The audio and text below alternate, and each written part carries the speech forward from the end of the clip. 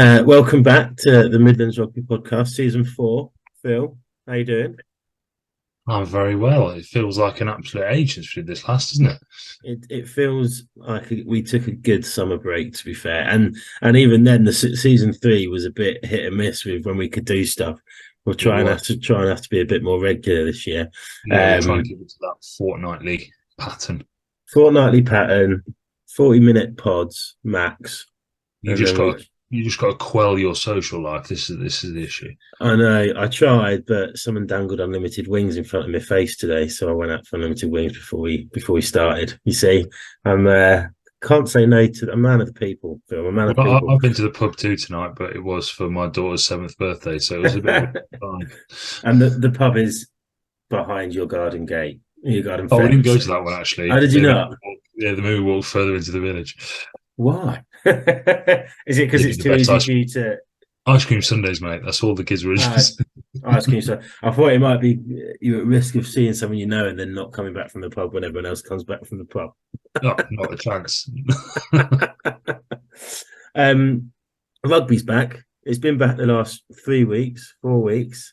Sounds. You're playing and coaching this year again, about as a Yeah, head are coach you this playing year. this year? Are you bothering this year or? Yeah, well, to put some miles in last year, didn't I? So no, I'm back playing this week. I'm not having any more weekends off. I've enjoyed drinking whiskey in Scotland too much. But I'm back. But how's it been at the start of the season? Uh, Being head coach and playing has its difficulties. Sadly, most of the difficulties are the players. We've got a half decent start to the season, 2 wins and a loss. Um, it's just gonna have to keep going. I think rugby in general in the NLD, as you mentioned before we started, is improving. We've got teams in the regional one, quite a few more teams in regional two now. So it feels like this region is getting better. The Midlands League seems to be getting better in terms of quality Yeah, overall, definitely. um, and that's can only be a good thing. And so far the game's been good. They've been all been very competitive. Um, and maybe we should be doing a bit better, but it's 3 games into the season and we've got quite a new squad, which is something we've not had for 5, 6 years. It's weird, isn't it? Because at the end of last season, oh my God, I can't believe how bad rugby is. The standards rubbish. People are calling games off. But now we're going, actually, the standards got better somehow over the summer. Maybe it's because we were in a different league structure altogether that we kind of missed what was going on around here. Yeah, I think that's it. Because we were sort of farmed out to the northeast, we didn't really pay any attention to the Midlands, did we? So, No. what me and you did in terms of doing this, but we didn't really know who was playing well or who was doing what, and it just seems Yeah. like the standards has improved. We really should have been paying attention to the Midlands. I think Yes, people that because don't there's a know lot. us, yeah, for people that don't know us who listen, I bet they probably wish we'd paid more attention to the Midlands last year, as opposed to just making up rubbish as we went along. It's good though. I have noticed though that some of the teams in the bottom half of the league structure are still struggling. But I think that's probably somewhat natural with the success of other clubs. If clubs are putting out 3 teams, then teams like Hamians, who would rely on students most of the season, for example, in Nottingham, then lose players to better teams if there's more space. So, but it definitely feels a lot more healthy. It's been some high scoring games, especially in the Midlands two, whatever we are. Yeah, well, I think this comes to something else that we were going to talk about is the new laws Mm. and the increase in penalties, and it just seems relatively constant penalties as well. So people are kicking to the corner and that territory part of the game has sort of been removed and given a free Mm. punt to the touchline. So that's probably going to generate more scores in general. And people's tackling technique is having to change. So Yeah. defensive systems probably aren't as solid as they were, because lads are having to learn how to tackle again after doing it for however many years in one way. They've now got to change everything about the way they do that and make sure they're dropping the height properly and tackling legally, he says in inverted commas. So, yeah, I think that's going to make a big effect on the scorelines to begin with. People will find a way around it eventually. We'll work out and we'll adjust to the way to defend properly again. But it is taking a bit of a time for people to get comfortable in that contact area, I think. Yeah, yeah, definitely. I mean, some sort of from looking at our lads and teams we've played, some people have adapted quite well. For example, Ben Allen, our second row, the only bloke I know that spends most of his time vertical and in midair. So I think horizontal. Horizontal, so yeah, that's literally the polar fucking opposite of what I meant. But then there's people like me who don't know where the sternum is, so then I find it really hard to tackle below it. I've not actually been pinged, but then looking back in the one game I've played, I don't think I made many tackles. But that's also, going to be a slight frustration for everyone. Is every ref's going to ref it differently? Yeah. Which is understandable because it's not an easy task. There's so much to worry about now in the contact area, not just this tackle height stuff, but seat belt tackles and then in the rucks and then so the rest of refs got it all on to manage that part of the game. But I think I don't think it's a bad thing. I do think it slows the game down a bit. Yeah. And it's not as fluid, and people have started. It's a lot more appealing. Yeah, there's a lot more infuriating. Chat. But... Yeah, I've noticed that there's a lot more, and it's actually something which I think is bled down from the top, even though the laws are different up there. But this whole kind of the not diving, but holding your face once you've been tackled relatively high. It's just it will cause more issues because someone will get frustrated and someone will swing because that's how rugby players work a majority of the time. But it's it is interesting. I was thinking about it the other day actually that the 2 or 3 refs, including pre-seasons that I've heard do the talk, they always open with something along the lines of, "I know you don't like the new laws. I don't like it either." And you kind of go, "You're the people that need to be enforcing it." You, as a coach, you can only coach so much. But if the refs going, "Oh fuck it," unless it's really bad, I'm not going to ref it. Then people aren't going to do anything, are they, to change? No. So it needs to be a long, wide initiative, really. Anyway, it'd be interesting to see how other people sort of are dealing with it. We're going to get a few people on this year and talk to them about rugby. It'd be interesting to find out how they're dealing with it or what they're finding in the games. I don't think that law itself has affected our results this year, but it is having a effect on certain elements of the play and the speed of the game. So our first game against Mellish was so stop-start. Neither team, the game was marred by penalties basically. And really, really slowed it all down.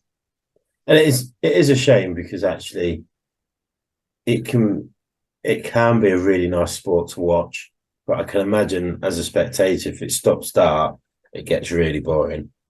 Yeah, well, that was the main complaint I got after the Mellish game from our lovely set of old boys, of which my father is one, that they didn't enjoy watching it.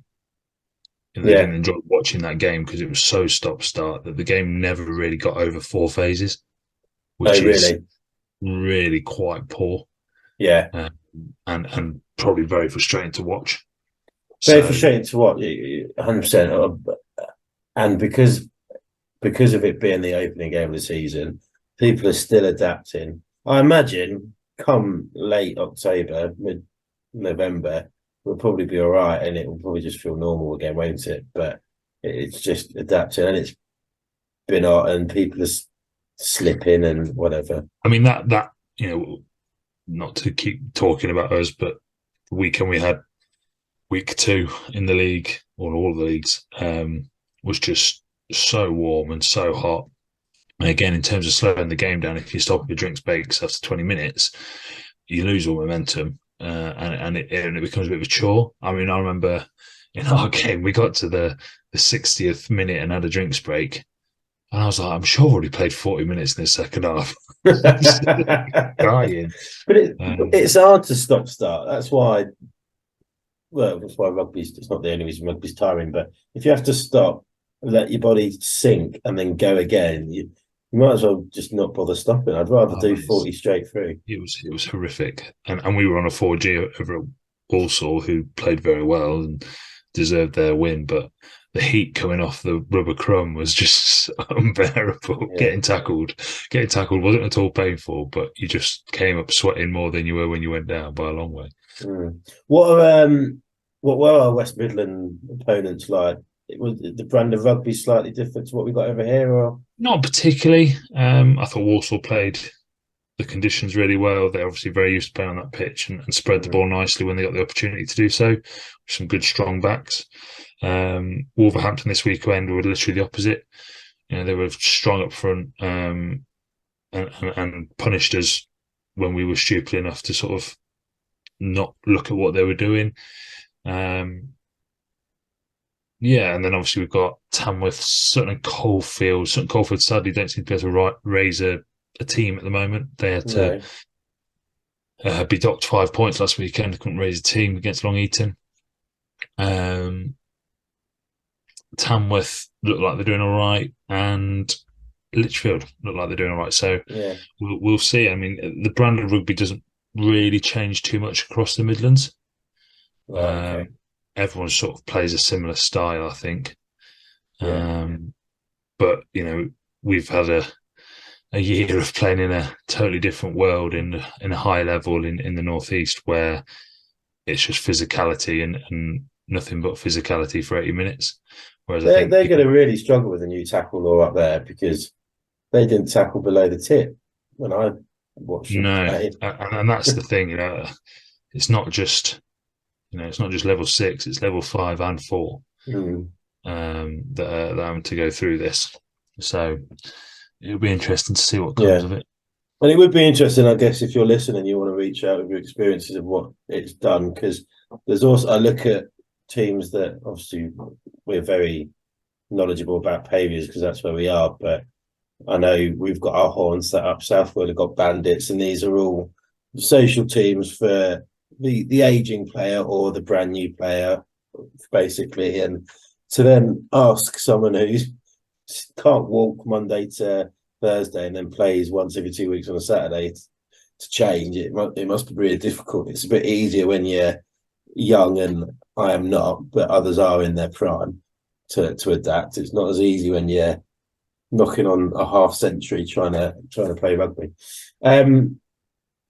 But yeah, it's good that rugby's back. It feels like it's the Midlands is in a good place, so we should have and that makes us happy on the pod because it gives us something good to talk about. We don't have to just moan. That's the point actually about us moaning. I just applied for a project manager job at the RFU, so we'll have to curb what we say for the next few weeks to see if I'll get through interview processes. Okay, I think you might be one of our teammates. His sister might be going for that as well. Oh, really? Yeah, One of our teammates' sisters. yeah. Interesting. We'll see. Are they a project manager already? I don't know. Fuck him. I'll pin him. I'll get him. Talk about the RFU. Good segue. Rugby Nice, World smooth, Cup. real smooth. It, Yeah, it's Rugby it's World Cup. if we could play only the last 20 minutes of the remainder of our games, rugby's coming home. Yeah, let's agree to disagree on that one. If we're playing the last 20 minutes, I'd rather be Fiji. Yeah, true. I think if we're gonna dive in on England first, is that what we're doing? Let's dive in on England first while we're here. Right, so I've watched. I didn't watch any of the Argentina game because me and you were at the pub and it was too hot inside. So I was Yeah, stood outside. yeah. Oh, it was well hot. So hot. So I think I saw one drop goal and one penalty kick and got the gist. Obviously, when you're down to 14 men, which is becoming a bit of a habit for that team, grinding out a win like that is fantastic. and well deserved. You can't knock the lads for resorting to that kind of game plan. And then I watched the majority of the Japan game, and I mean, I've got to admit, I don't think it's just Japan and England. I think there is something inherently wrong with this ball they're playing Yeah, with, where it loses its grip or it's challenging to hold during the humidity or whatever. Because there's a lot of ball on the floor in this tournament. a I've lot. And noticed. it was for the Japan game. It was 23 degrees and 77% humidity. Yeah, So that's going to grease anyone up. and it ruins that flowing part of the game. Yeah, I mean, like I know that it's not the strongest Japanese team we've seen in the last 8 years or whatever, but they're better than what they yeah, showed. And I think England at times as well let themselves down skill wise, yeah, and actually looked like they were trying to play a bit more of an expansive game, which is great. Still think there's too much of kicking in the attacking third, which I don't understand, especially when you're playing against a team where, if England held onto the ball a bit more, they might have scored their 4 tries in 60 minutes rather than 78 or whatever it was. yeah, yeah. So I don't really get that. I mean, they're going to get out of the group now. Yeah. Which, if you'd asked me that a month ago, I might have questioned. Mm. Is it good to watch? Not really. Not at the minute, no. What I don't get, especially against Japan, like I understand Elliot Daly is a very, very good rugby player, especially at club level. He did well last season, but trying to kick in, do that grubber kick into the bottom left-hand corner 4 times in a row, not one of them paying off. You'd kind of go, even if Elliot Daly wants to keep going, as Courtney Laws as captain, you go, stop fucking kicking the ball. You've got Johnny May outside you. He's not as quick as he was, but he's still a strong runner. Just give him the ball and let him go and let's gain some yards and then start again. But it just seems very one-dimensional. And then I think Marcus Smith is not 15. However, having that second playmaker coming in and playing like he did and taking the ball to line made a big difference as well. And I think Alex Mitchell looked out of his depths, and when Ben Young came on, we looked better as well. So combination of things. I totally agree. I don't really get the Alex Mitchell thing. No, I don't. I think it's good in the sense of a lot of people have been asking for him because he had a good season and we were never going to win this World Cup. So put him in the spotlight. If he's shit, we don't have to pick him again. That's kind of the only thing that can come of it. Yeah, but I see it slightly different. That you're robbing Ben Young's and Danny Kerr. Yeah, Potentially the last World Cup. Yeah, that's true. And if they're actually coming on and making the difference, why are we foregoing 60 minutes of someone who isn't good enough? No, but you could say that with a few of the selections. I think it's a big ask on Alex Mitchell, right? It's his first it's his first World Cup, and he's come. Did he start one game in the Six Nations? He started one game in the Six Nations, so and he's playing arguably one of the most important positions on the pitch in the spotlight when England have been shit for the last 2 years. It's a lot of pressure to put on him where you know what you get with Ben Youngs. He's going to keep it tight, and then you know what you get with Danny Kerr with 20 minutes to go. Doing it the other way around obviously worked against Japan, but it won't work. I don't think he's got the balls to play at South Africa or New Zealand. Obviously, we've got Chile this weekend, don't we, on Saturday or Sunday? Yeah. And then we go into Samoa. So Samoa have still got Argentina and Japan to play. Yeah, they had a bye week the first week, I think. So they've turned up and beaten Chile. Yeah, and you can't really grasp how good someone is when you're playing against the worst team in the tournament. No. So it'll be interesting to see how Samoa go this weekend. Yeah, I'll be interested, and I think because we're quite lucky, and I guess it's quite varied across all the groups, but I feel like the contrast in the way each of the teams play in our group is massively different. You can't set up for Argentina the same way as you do Japan and then Samoa. It's 2 different ball games. Well, the last warm-up game for Ireland against Samoa, I thought Samoa looked really good. Yeah, really impressed with obviously they brought in a few lads who've played for New Zealand and have come back across to Samoa. and it seems to work for them, and it's getting them in good positions. They burnt out against Ireland, and they looked a little bit tired in the last 10 against Chile. So that might be their only issue. But I think they could pose a threat to England and Argentina in terms of this group. But realistically, England are out the group. How much further are we progressing? Probably not that far at the start we're playing. It depends who we get in the quarters, doesn't it? I think. Yeah. Well, there you go. Other than England, I'm quite enjoying it. I am loving how Eddie Jones has ruined Australia. It makes my day. England could lose 99-0, but if Eddie Jones is still under the cosh with Australia, it still makes me happy. When's Australia-Wales? Sunday. Oh, it's this week. This week. It's big week this week. We've got Wales, Aussies on Sunday, and then it's also Ireland, South Africa this weekend. I think that's the Saturday. So that's mint. That's a good weekend of watching, to be fair. England, Chile's at quarter to 5, so we're hardly off the rugby pitch. It doesn't really matter. But I mean, I'm not that bothered about watching that one, if I'm totally honest. No. It will be on in a clubhouse, and I will probably glance at the screen, but not bothered. But Australia, not great at the minute. However, Fiji look very good. So yeah, I think Sunday is a bit of a hard judge on him. I think Fiji were sluggish in the first half against Wales. Yeah. And it cost them in the end. And yeah, they got potentially refed out of it or whatever, but they put themselves in a bad spot to begin with, and even though they deserved to win that game, didn't. And I think their slow start was there against Australia. I loved watching that game. That was just a great game of rugby. Yeah, it was mint. It was a proper game of. It's what you want if as a spectator.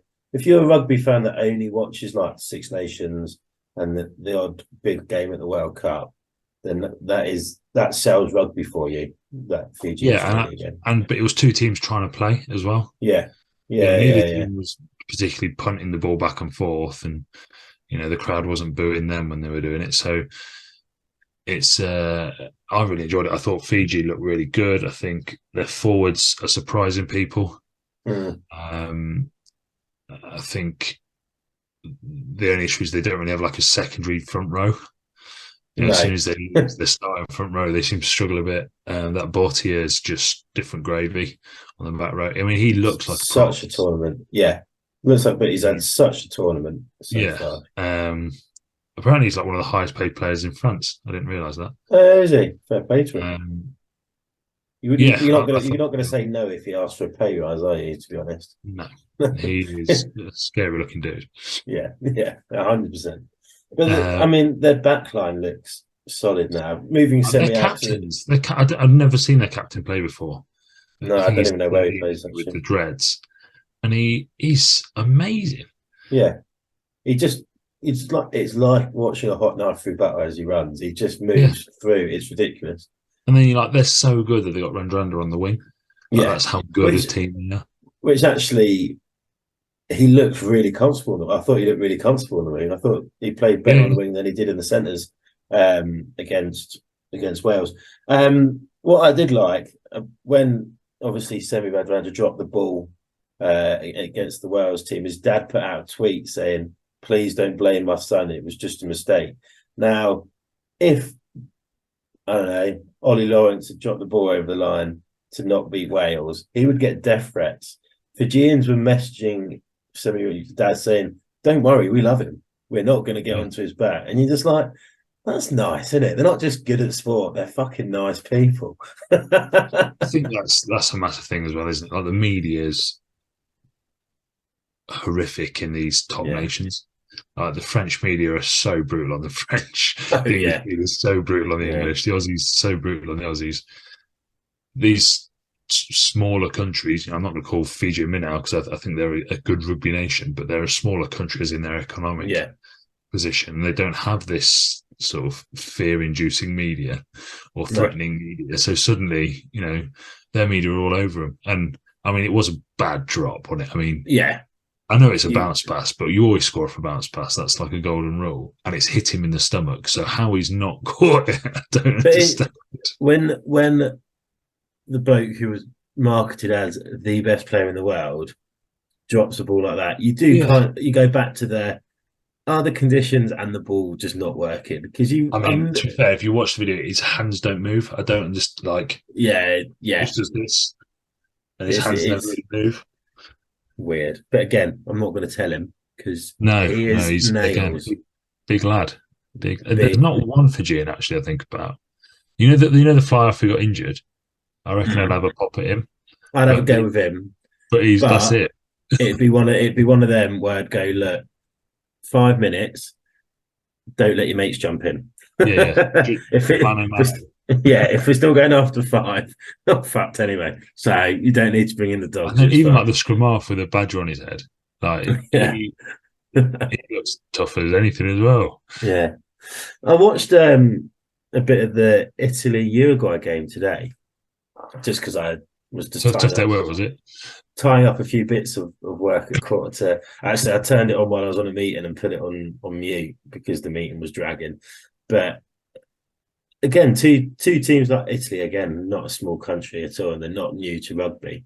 But two teams just wanted to play rugby. The level wasn't there. Obviously, they're not big powerhouses, but there is definitely an appetite for these. I guess they're out of the top 10 nations, out of that top 10 ranking. They just want to prove a point. They're not here to get battering. Portugal, I mean, they did themselves well proud the other day. Yeah, I think the gaps between these, the top tier nations and the maybe secondary nations is thinning. It Yeah, is getting smaller. There's a consistent winning streak, in the sort of top 10 versus the 11 to 20. There is quite a consistency there, and I think that will stay. But the matches between the two tiers need to continue to yeah. help. But then it has to flow down.